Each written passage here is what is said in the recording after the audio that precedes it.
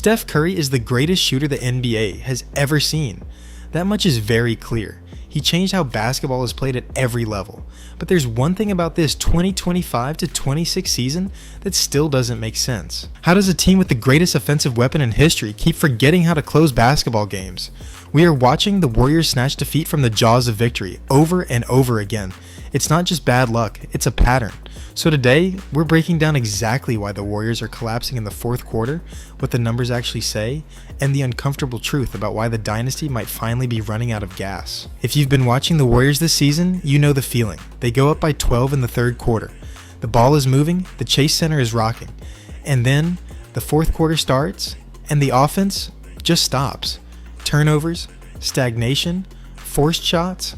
Suddenly, a double-digit lead turns into a nail-biter, and usually a heartbreaking loss. The narrative right now is that Golden State is choking, that they are old, slow, and mentally weak in crunch time. But here's the thing, if you look at the raw data, the Warriors aren't actually the worst fourth-quarter team in the league. In fact, statistically, they are above average. Confused? You should be, because this is where the eye test and the spreadsheet go to war. Today, we are going to expose the specific tactical failures happening in the final 6 minutes, look at who besides Steph is to blame, and ask the real question, is this fixable or is the era over? Let's start with the stats, because this is where things get crazy. If I told you the Warriors have a net rating of plus 2.2 in the fourth quarter, ranking them 10th in the entire NBA, you'd call me a liar. You'll say I haven't been watching the games, and honestly, I wouldn't blame you. Because those numbers are lying to you. They are inflated by games where the Warriors blow out bad teams, or when the bench unit extends a lead against another bench unit in garbage time. But when you filter for clutch time, at the last 5 minutes of a game within 5 points of the picture changes completely.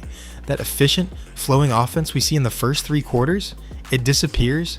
In the first 3 quarters, the Warriors lead the league in assists and player movement. In the clutch, they turn into exactly what Steve Kerr hates, an isolation-heavy, stagnant team. They stop cutting, they stop screening, they stand around and watch Steph. Ridiculous, ain't it? The system that won 4 rings is predicated on chaos. But in the fourth quarter of this season, the only chaos is happening in their own heads. The analytics say they are fine. The losses say they are broken. And the reason for that disconnect brings us to the biggest problem of the 2026 season. We have to talk about the elephant in the room, or rather, the frantic superstar running around, screens trying to save the franchise. Here's the uncomfortable truth. The Warriors' late-game offense 2026 is entirely predictable.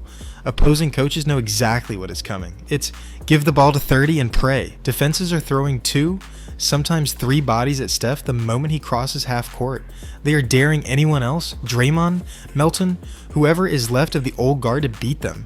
And right now, they can't. And remember, Curry isn't just a jump shooter standing still. He is running a marathon every possession just to get an inch of space. Do you think Steph gets the worst whistle of any superstar ever? Because watching him try to get open in the fourth quarter is basically legalized harassment. Defenders are holding, grabbing, and impeding his movement. Easy whistle, right? Nope. Play on. So Steph gives the ball up. He makes the right play. And what happens?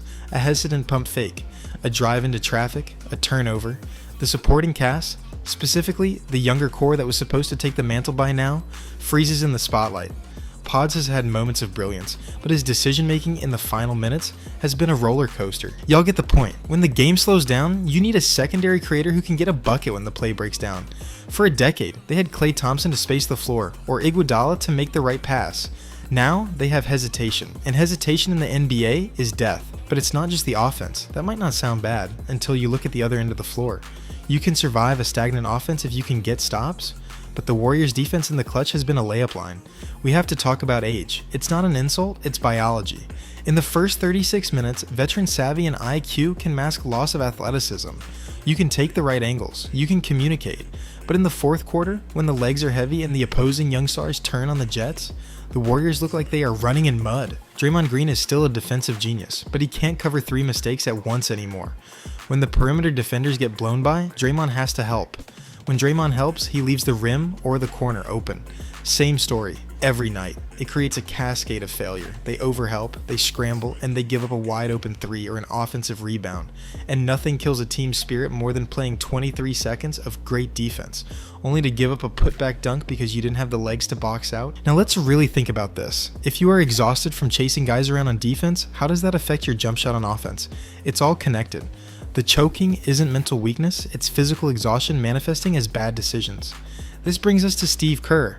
Kerr is a legend, but his rotations this season have been, let's call them, experimental. In an effort to keep legs fresh, the closing lineup changes almost every night. One night it's Podziemski closing, the next it's Moody, then it's Melton. There is no continuity. Players don't know their roles in the clutch because their roles keep changing. You can see the confusion on the floor.